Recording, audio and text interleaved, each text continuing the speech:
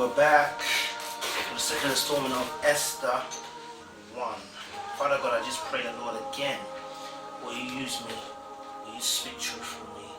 And Lord, may your glory be manifested. Alright, so we're talking about Esther once more.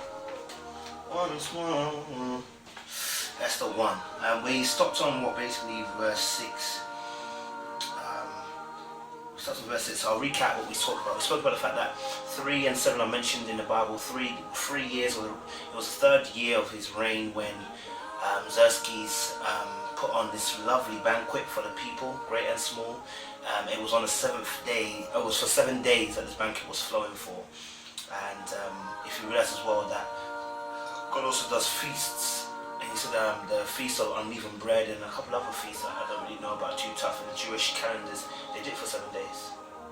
So it's like, yo, the guy maybe didn't realize what he was doing, but God was working the whole time. The Bible doesn't mention God, but these numbers are speaking of what God is about to do.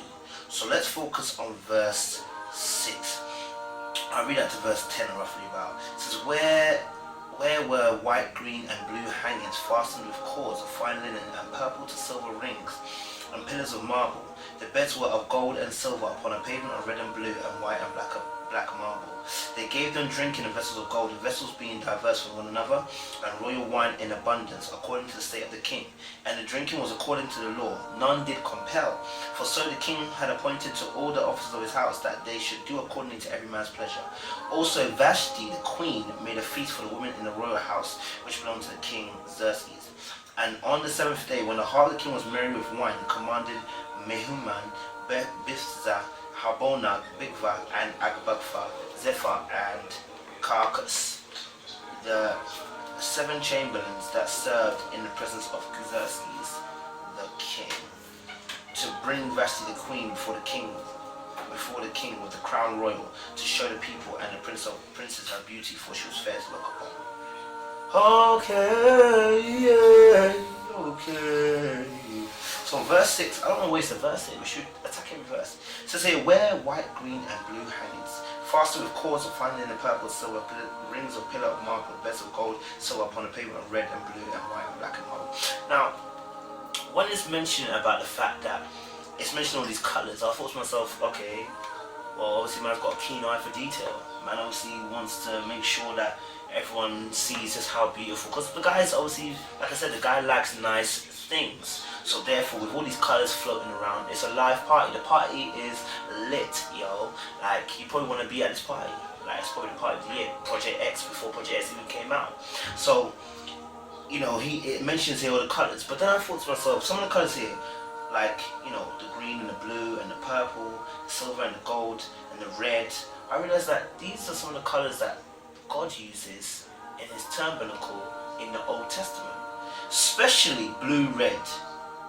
Especially blue and red and purple. These are the 3 colours mainly that God uses. If you read even Exodus 39 verse 1, when they're making the holy garments for the priests of Aaron and stuff, they make it with blue, purple.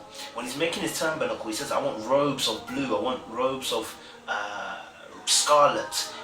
He mentions the fact that the ephod of Aaron, or the ephod of the high priest, should be made of gold. Like, he mentions all these things that should be happening, and he mentions color.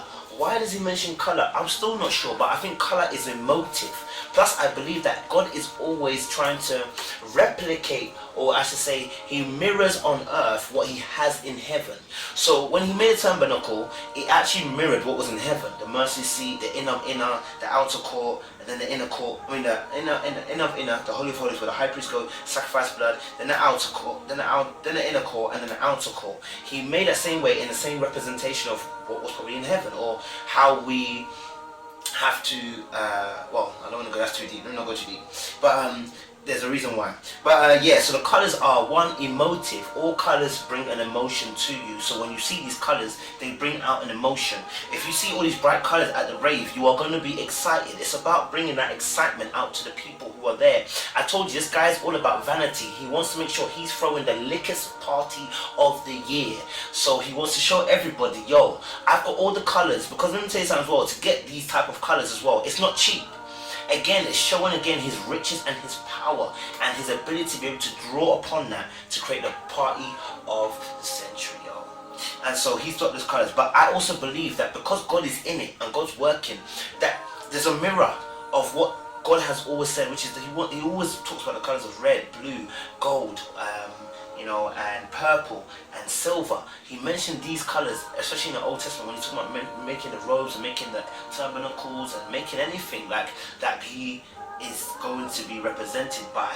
He makes sure that those colors are always in it for a good reason. So those colors mean royalty, they mean heavenly, So for me, those colors that he using ain't just for jokes, and they're not just for reasons. Like, God is working within this whole thing, and he doesn't realize, because this whole setup is a setup to depose Vashti from her position. Verse 7 says, and they gave drink in the vessels of gold, the vessels being diverse one for another, and royal wine in abundance, according to the state of the king.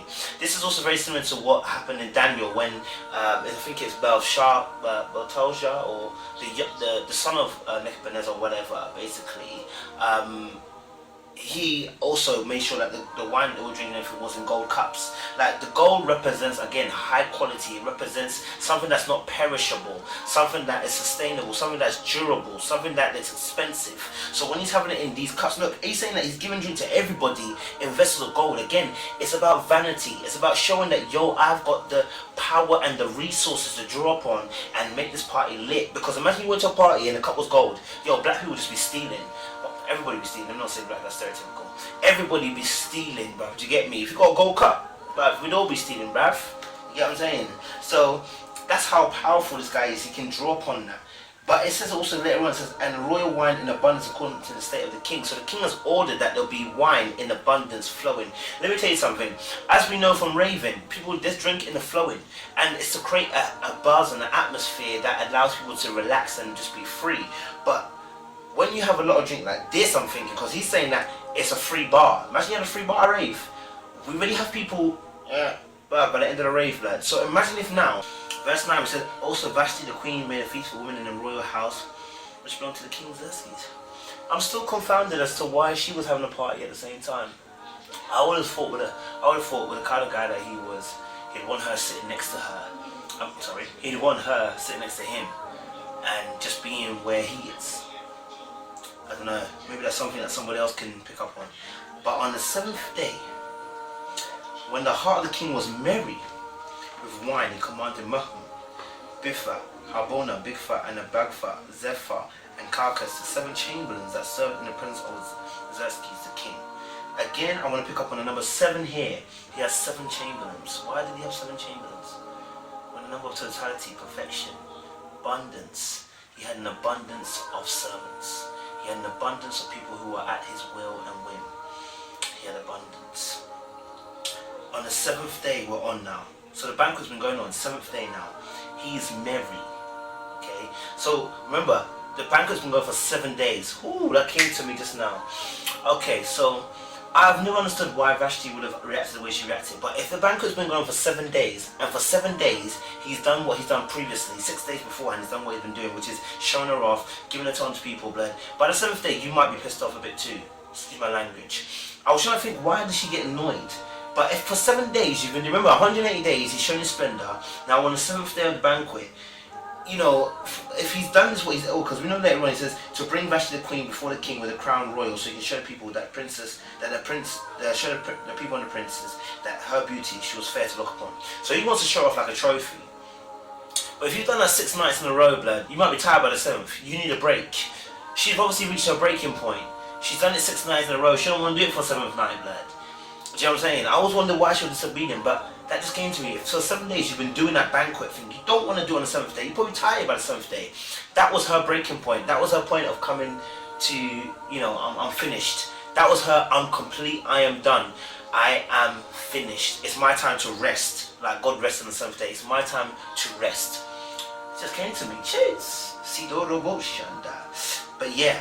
So he, again, like I said, remember I said about the fact that it's 180 days. It's exploring his vanity.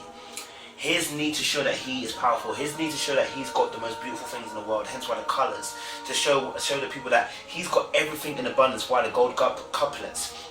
why he's got the gold cups, why he's got wine flowing, because he understands that when the wine's flowing, everyone's merry. When everyone's merry, he's having a good time, but they're having a good time. And again, he gets to have the rapport and the plaudits again of having the greatest party of the year, of the century.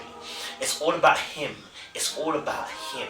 And so now Vashti has decided that I am tired. I don't want to be displayed as some trophy like everything else she's got in this land. Okay, she's fed up. Okay, and then she decides to flip. You get me? When she's meant to come along, she decides not to. She refused. Does it? But the queen refused to come at the king's commandment by his chamberlains. Therefore was the king wroth, and his anger burned him. Let's leave it there. Let's leave it there. Let's leave it there, man.